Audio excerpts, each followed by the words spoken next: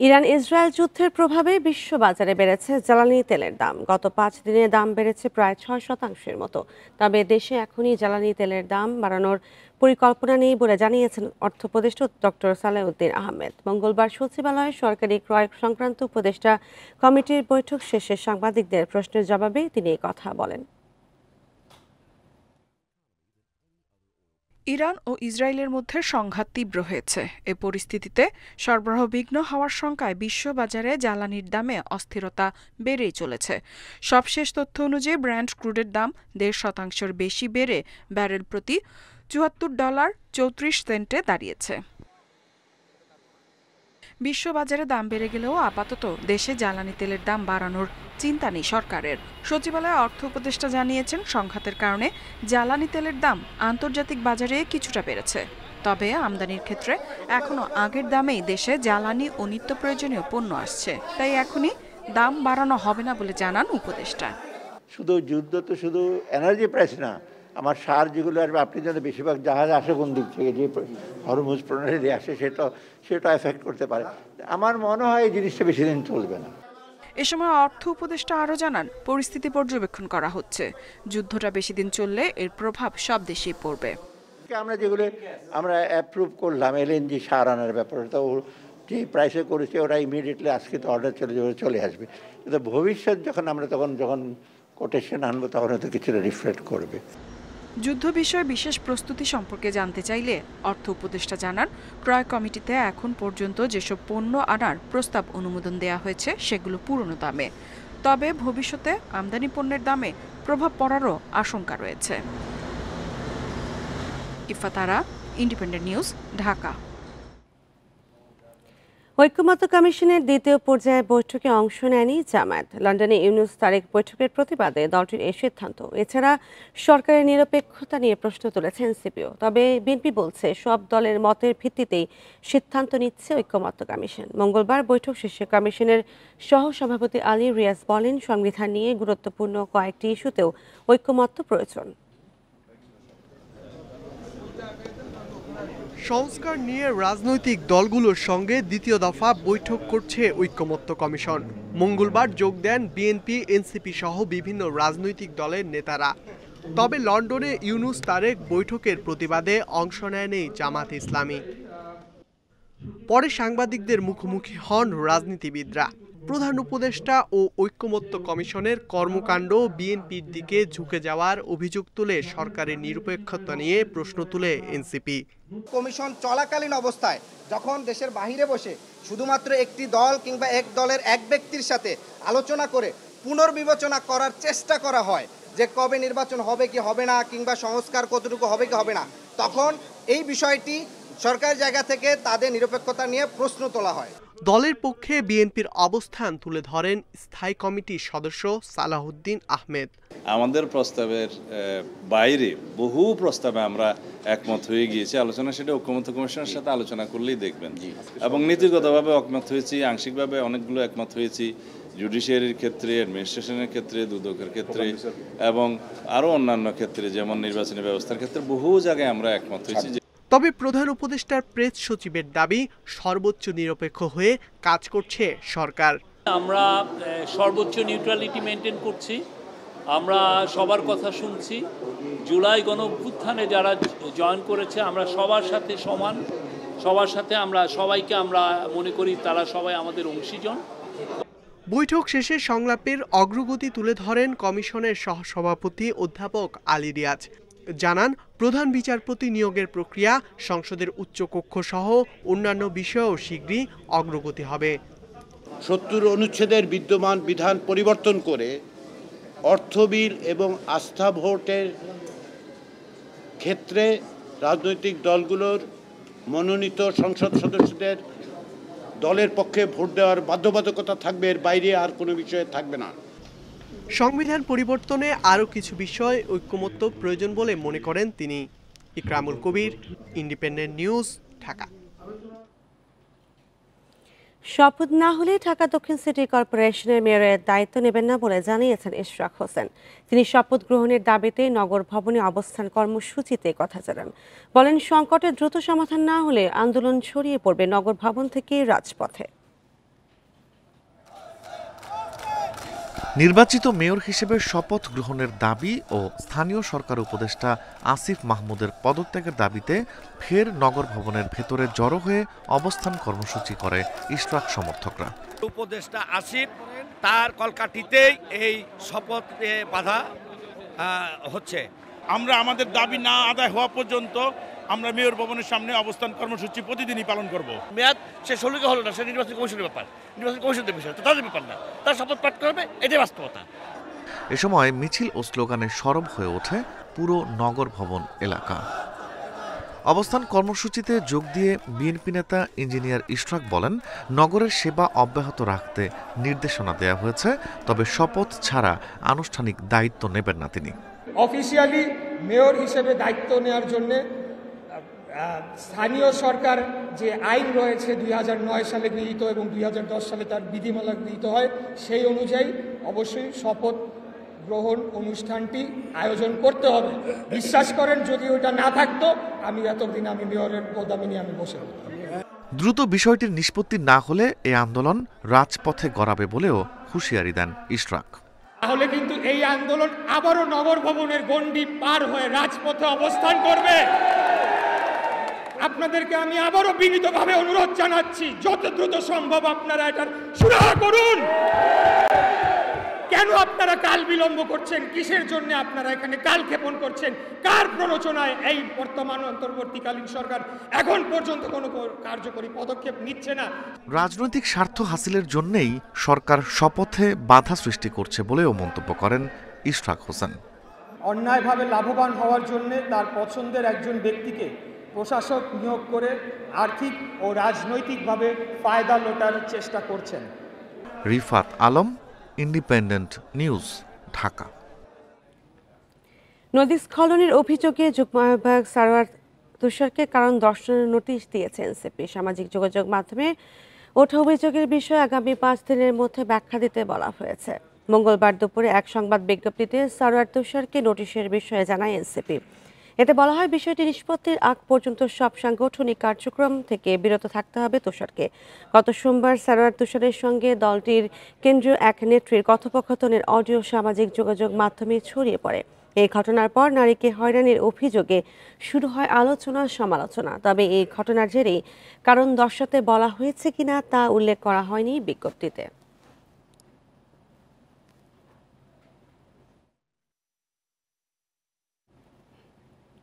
জুলাই অভ্যুত্থানে আহত ও শহীদ পরিবারের কল্যাণ ও পুনর্বাসনের বিষয়ে অধ্যাদেশ জারি করেছে সরকার। এছাড়া ভুয়া জুলাই যোদ্ধা বা শহীদ পরিবারের সদস্য দাবিতে সহায়তা নিলে 2 বছরের কারাদণ্ডের বিধান রেখেও গ্যাজেট প্রকাশ করা হয়। মঙ্গলবার আইন বিচার ও সংসদ বিষয়ক মন্ত্রণালয় এই অধ্যাদেশ জারি করে। অধ্যাদেশ বলা হয়, গণ অভ্যুত্থানের মর্ম ও আদর্শকে রাষ্ট্রীয় ও জাতীয় জীবনে সুপ্রতিষ্ঠিত করা এবং ইতিহাস সংরক্ষণের উদ্দেশ্যে অধ্যাদেশ জারি করেছে সরকার। 24 ঘন্টায় করোনায় আরও 2 জনের মৃত্যু হয়েছে। নতুন করে আক্রান্ত হয়েছেন 18 জন। মঙ্গলবার স্বাস্থ্য অধিদপ্তরের দেওয়া সংবাদ বিজ্ঞপ্তিতে তথ্য জানানো হয়। এতে জানানো হয়, সবশেষ 24 ঘন্টায় 312 জনের নমুনা পরীক্ষা করা হয়। এর মধ্যে 18 জনের দেহে করোনা শনাক্ত হয়। আর নতুন করে 2 জনের মৃত্যু হওয়া এই বছর জানুয়ারি থেকে এখন পর্যন্ত মৃতের সংখ্যা 7 জনে দাঁড়িয়েছে। এর আগে সোমবার 25 জনের করোনা শনাক্ত এবং 1 জনের মৃত্যুর কথা জানানো হয়। স্বাস্থ্য অধিদপ্তরের তথ্য মতে 2020 সালের 8 মার্চ বাংলাদেশে করোনা ভাইরাসের প্রথম রোগী শনাক্ত হয়। এর 10 দিন পর 18 মার্চ ভাইরাসে আক্রান্ত হয়ে মারা যায় 1 রোগী। এ পর্যন্ত করোনায় দেশে 29,506 জনের মৃত্যু হয়েছে।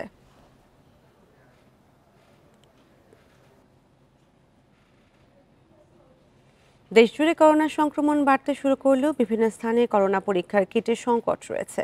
কিট না থাকায় অনেক জেলায় টেস্ট করা যাচ্ছে না, ফলে বিপাকে সন্দেহভাজন আক্রান্তরা। এছাড়া পাওয়া যাচ্ছে না আক্রান্ত হওয়ার সঠিক তথ্য।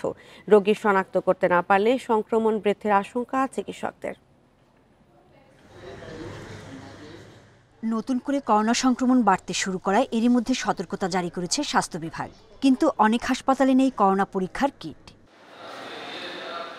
খুলনা মেডিকেল কলেজ হাসপাতালে আবারও চালু হয়েছে করোনা ইউনিট। 40 শয্যার আইসোলেশন বেডের পাশাপাশি প্রস্তুত রয়েছে 10টি ICU bed. Rapid antigen test চালু হলেও রয়েছে কিট সংকট। স্বাস্থ্য মন্ত্রণালয়ে আমাদের যে লজিস্টিকগুলো লাগবে, বিশেষ করে N95 মাস্ক এবং আমাদের র্যাপিড অ্যান্টিজেন কিট, এগুলো পর্যাপ্ত পরিমাণ আমাদের চাহিদা দেওয়া হয়েছে। করোনা মোকাবিলার প্রস্তুতি নিচ্ছে ফরিদপুর মেডিকেল কলেজ হাসপাতাল। তবে কিট না থাকায় এখনই সেবা দেওয়া সম্ভব হচ্ছে না বলে জানিয়েছেন হাসপাতালের পরিচালক।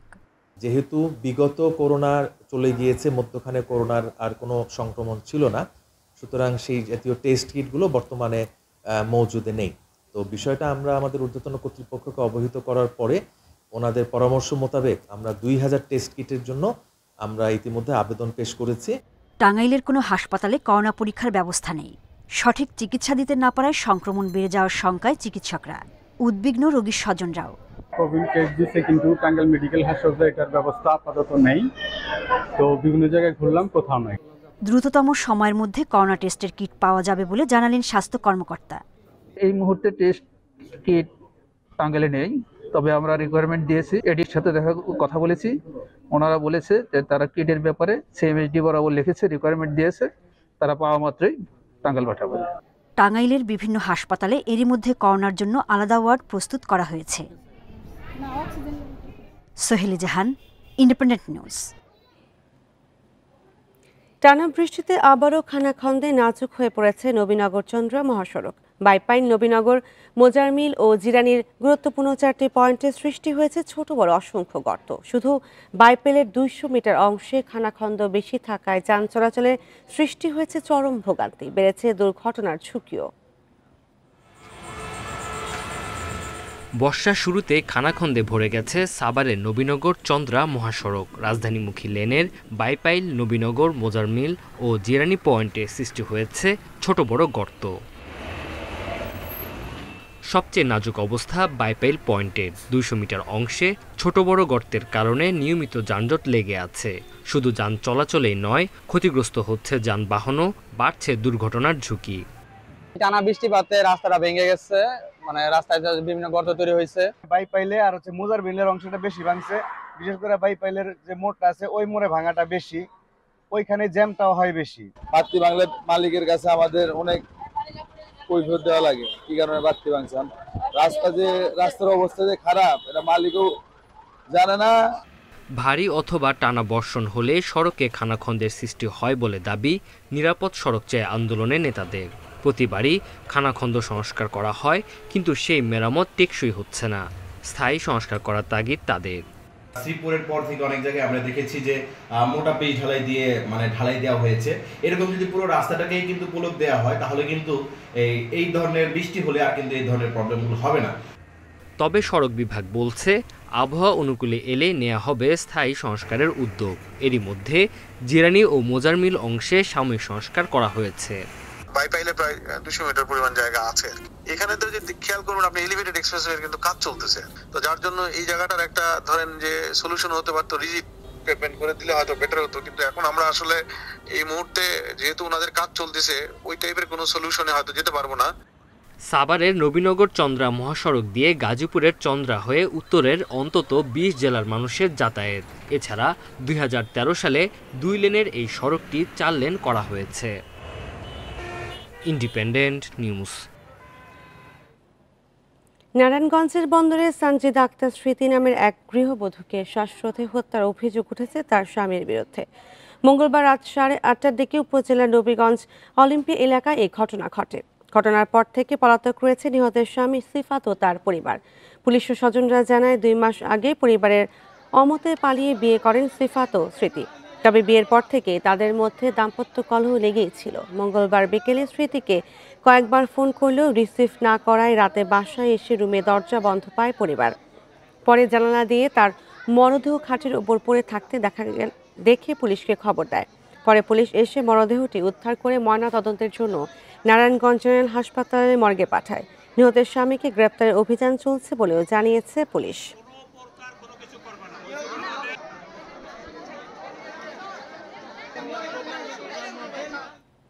নীলফামারী জেলা কারাগারে অভিনব কায়দায় বাসিন্দাদের গাঁজা সরবরাহ করার সময় সালমান শাহ নামের এক কারারক্ষীকে মাদকসহ আটক করেছে কর্তৃপক্ষ। মঙ্গলবার সন্ধ্যায় জুতার ভেতরে করে গাঁজা সরবরাহের সময় ওই কারারক্ষীকে আটক করা হয়। কারা কর্তৃপক্ষ জানায়, কারারক্ষী সালমান শাহ অভিনব কায়দায় পায়ের জুতার ভেতরে গাঁজা নিয়ে দায়িত্ব পালন করছিলেন। এই সময় সন্দেহ হলে তার দেহ তল্লাশি করা হয়। তল্লাশি করে তার জুতার ভেতর থেকে 8 গ্রাম গাঁজা উদ্ধার করা হয়।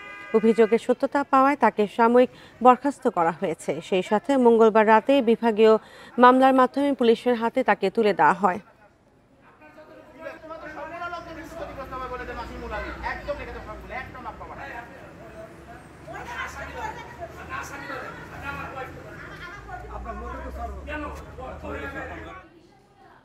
ধান চাল সংগ্রহের জন্য সচল চালকলগুলোকে বরাদ্দ দেওয়ার নীতিমালা থাকলেও জামালপুরে হয়েছে এর উল্টোটাই।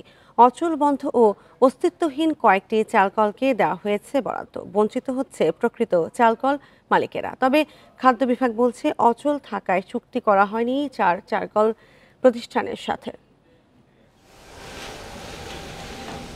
Messrs Sumaiya rice mill Jamalpur সদরের কালাবহ এলাকার এই মিলটি চলতি বোরো মৌসুমে ধান চাল সংগ্রহের জন্য বরাদ্দ পায় 40 মেট্রিক টন।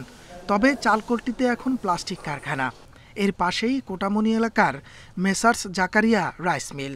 12 মেট্রিক টন বরাদ্দ পাওয়া এই চালকলটির কোনো অস্তিত্বই পাওয়া যায়নি। শুধু এই দুটি মিল নয়, সরজমিনে গিয়ে পাওয়া গিয়েছে আরও 2টি চুক্তি অযোগ্য মিলের সন্ধান। অভ্যন্তরীণ খাদ্যশস্য নীতিমালা 2017-তে কেবলমাত্র সক্রিয় ও চালু মিলগুলোই বরাদ্দের জন্য বিবেচিত হবে বলে উল্লেখ থাকলেও শুধু স্থাপনা দেখেই দেয়া হচ্ছে বরাদ্দ। আমার তো মিল আছে, স্থাপনা আছে, হয় আমি 20 টন বাইরে কিনে দিলাম। ব্যবসায় একটু লস হয়েছিল, এর কারণে আর চালু করে নাই। বরাদ্দ পাওয়া 114টি চালকলের মধ্যে বন্ধ চালকল থাকায় বঞ্চিত হচ্ছে প্রকৃত ব্যবসায়ীরা। চালকলের অস্তিত্ব নেই, তাদেরকেও দিয়েও বরাদ্দ দেওয়া হচ্ছে, যেটি সম্পূর্ণ অবৈধ। যারা প্রকৃত মিল মালিক চাল ব্যবসায়ী তারা ক্ষতিগ্রস্ত হবে, আর অতীতের মতো ওই সমস্ত প্রতারক চক্র সুবিধা ভোগ করবে। অচল চালকলের সন্ধান পেলে চুক্তি স্থগিতের পাশাপাশি আইনগত ব্যবস্থা নেওয়ার কথা বলছে জেলা খাদ্য বিভাগ। আমাদের লোক দিয়ে তদন্ত করিয়া সত্যতা পাই, ফলে ওই 4টা মিলের চুক্তি আমরা করি নাই। বরাদ্দ পাওয়ার যোগ্য নাই ধরনের কোনো মিল যদি চুক্তি করে থাকে তাহলে আমরা তাৎক্ষণিকভাবে তদন্ত করে দেখে চুক্তি স্থগিত করব। চলতি মৌসুমে জেলায় 8,931 মেট্রিক টন ধান ও 41,835 মেট্রিক টন সিদ্ধ চাল সংগ্রহের লক্ষ্যমাত্রা নির্ধারণ করা হয়েছে। Independent news. কক্সবাজারের চকরিয়াতে 21 বছর আগে 6 কোটি টাকা নির্মিত দুটি সেতু পরিত্যক্ত পড়ে আছে। খালের ওপর সেতু দুটি দাঁড়িয়ে থাকলেও আজ পর্যন্ত কোনো যানবাহন চলাচল করতে পারেনি, কারণ দুই পাশে সংযোগ সড়ক না থাকা এই অবস্থা। বিপুল অর্থ অপচয় হওয়াকে সরকারের দুই দপ্তরের সমন্বয়হীনতাকে দুষছেন ভুক্তভোগীরা। দ্বীপ উপজেলা মহেশখালীর সাথে যাতায়াতের জন্য 2004 সালে 180.20 মিটার এবং 340 মিটার দৈর্ঘ্যের দুইটি সেতু নির্মাণ করে এলজিইডি। প্রায় 6 কোটি টাকা ব্যয়ে সেতু তৈরি হলেও সংযোগ সড়ক না থাকায় 21 বছর ধরে পড়ে আছে এই স্থাপনা। 17 বছর পর 2021 সালে দুই সেতুকে ব্যবহারের অনুপযোগী ঘোষণা করে সড়ক ও জনপথ বিভাগ। এর ধারাবাহিকতায় নতুন সেতুর জন্য 220 কোটি 98 লাখ টাকার একটি প্রস্তাবনা পাঠায় সোজ। অ্যাকুইজিশন বাবদ নিয়ার অ্যাবাউট 62 কোটি টাকার মতো খরচ ধরা হয়েছিল এবং আমাদের ওখানে দুটি ব্রিজ এলজিডি নির্মাণ করেছিল। বর্তমান আমাদের দৃষ্টিতে সেটা আসলেই ভারী গাড়ি ব্যবহারের অনুপযোগী। 200 মিটার ব্রিজ আমরা ইনক্লুড করে একটা ডিপিপি তৎকালীন সাবমিট করেছিল। রাস্তা না করে সেতু নির্মাণকে সরকারের দুটি দপ্তরের সমন্বয়হীনতা ও চরম উদাসীনতা বলছেন ভুক্তভোগীরা। আসলেও এই ব্রিজের মধ্যে, এই দুইটা ব্রিজের মধ্যে দিয়ে কোনো গাড়ি চলাচল নেই। মধ্যখান দিয়ে যে রুট হওয়ার কথা ছিল সেটাও হয় নাই। এখন আমাদের গাড়ি চলার তো দূরের কথা, এখন আমরা পর্যন্ত যাতায়াত করতে পারতেছি না। সড়ক ও সেতুটি নির্মাণ হলে মহেশখালীর সাথে সারা দেশের যোগাযোগের পাশাপাশি বাণিজ্য প্রসারের আশা ব্যবসায়ীদের। যখনই ওরা ব্রিজ করছিল তখন অ্যাপ্রোচ রুটটা করে নাই। কোনো ধরনের সরকারি বা রাষ্ট্রীয় অর্থের অপচয় না হয়, আগামীতে কেউ যদি পরিকল্পনা করে সবকিছু যাতে বুঝে শুনে করে এবং একটা ধারাবাহিকতা যাতে অক্ষুণ্ণ থাকে। মেধাকাল সেতুতে যান চলাচলের জন্য দুই পাশে নতুন করে 9.5 কিলোমিটার রাস্তা নির্মাণ জরুরি। এজন্য দ্রুত ব্যবস্থা নেয়ার দাবি এলাকাবাসীর। তৌফিকুল ইসলাম, ইন্ডিপেন্ডেন্ট নিউজ, কক্সবাজার। প্রস্তাবিত বাজেটে শিশু খাদ্যে কাঁচামাল আমদানিতে শুল্ক ৫ থেকে বাড়িয়ে ১৫% করা হয়েছে। এতে পণ্যটির দাম বেশ খানিকটা বাড়বে বলে আশঙ্কা ক্রেতা বিক্রেতাদের। বাজারজাতকারী প্রতিষ্ঠানগুলো বলছে, এমন সিদ্ধান্তে শিল্পে বিনিয়োগ ও কর্মসংস্থান ক্ষতিগ্রস্ত হবে। বাজারে বাড়তে পারে নিম্নমানের শিশু খাদ্যের দৌরাত্ম্য। ঘরের বাইরে মায়ের কর্মজীবন, অসুস্থতা সহ নানা কারণে শিশুর জন্য বিকল্প খাবারের প্রয়োজন পড়ে। দেশের ৩০ থেকে ৪০% শিশু মাতৃদুগ্ধ গ্রহণে অক্ষম, যারা ইনফ্যান্ট মিল্কের ওপরই নির্ভরশীল। ডলারের বিপরীতে টাকার অবমূল্যায়নে গত ৩ বছরে সব শিশু খাদ্যের দাম বেড়েছে ৩০% বেশি। সেই সঙ্গে চড়া খাদ্য মূল্যস্ফীতিতে নাকাল ক্রেতারা। হোমের সব কিছুর উপরে আমাদের একটু একটু করে বাড়ছে, দেখা যাচ্ছে হোল একটা থিংসের উপরে অনেক বেশি এফেক্ট পড়ছে। আমাদের তো ইনকাম অতটুকুর মধ্যেই আছে। যারা নিম্ন শ্রেণীর, যাদেরকে মিল্ক খাওয়াইতে হয়, দুধ খাওয়াইতে হয়, তাইতেছে একটা দুধ কয়েক গ্রাম থাকে, ৩০০ গ্রাম ৪০০ গ্রাম। এই ৩০০-৪০০ গ্রামের দুধের দাম ৬৫০-৭০০, খুব টাফ ব্যাপার। রাজধানীর দোকানগুলোতে নান, সেরেলাক, বায়োমিল, বেবি কেয়ার ও বেবিল্যাক সহ বিভিন্ন ব্র্যান্ডের পণ্য দেখা যায়, যাদের বেশিরভাগই বাংলাদেশে প্যাকেজিং হয়। বাণিজ্যিকভাবে আমদানি করা ও শুল্ক ফাঁকিতে লাগেজে আনা শিশু খাদ্যও বিক্রি হয় বাজারে। অনেক ক্ষেত্রে আমদানিকারকের নাম ঠিকানাও অনুপস্থিত পণ্যের প্যাকেটে। সবগুলোতে আপনার মাস্ট আমদানিকারকের সিলচারটা সব জায়গায় থাকে, তো অনেক সময় তো লাগায় না, অনেকে লাগানোর সময়ের কারণে লাগাইতে পারে, সময় লাগায় না, কিন্তু 20টা কোনো মাল বাংলাদেশে এখন আর আসে না। প্রস্তাবিত বাজেটে মল্ট এক্সট্র্যাক্ট ও ইনফ্যান্ট মিল্কের আমদানিতে কাস্টমস ডিউটি 3 গুণ করা হয়েছে। শিশু খাদ্য প্রক্রিয়াজাত শিল্পের সংশ্লিষ্টরা বলছেন, দুটো পণ্যে সমহারে শুল্ক প্রয়োগ বিভ্রান্তিকর। এতে এ শিল্প ক্ষতিগ্রস্ত হতে পারে, তাই এনবিআরকে সিদ্ধান্ত প্রত্যাহারের দাবি তাদের। কর্মসংস্থান বলেন বা আমাদের দেশে আরও ইনভেস্টমেন্ট আসা বলেন, সেটার উপর একটা নেতিবাচক একটা ইম্প্যাক্ট পড়বে। কারণ আপনি যখন কোনো কিছু শুল্ক বৃদ্ধি করবেন, তখন কিন্তু অটোমেটিক্যালি সেটার কনজাম্পশন কমে যাবে। কনজাম্পশন যখন কমে যাবে, তখন তো সেই ইন্ডাস্ট্রিটা আর বাড়বে না। খাত সংশ্লিষ্টরা বলছেন, ইনফ্যান্ট মিল্ক আমদানির পর প্যাকেজিং ও বাজারজাতে 30% পর্যন্ত মূল্য সংযোজন হয়। দেশে এ পণ্যের বার্ষিক বাজারের আকার প্রায় ৩,০০০ কোটি টাকা। Hari Saha, independent news, Dhaka.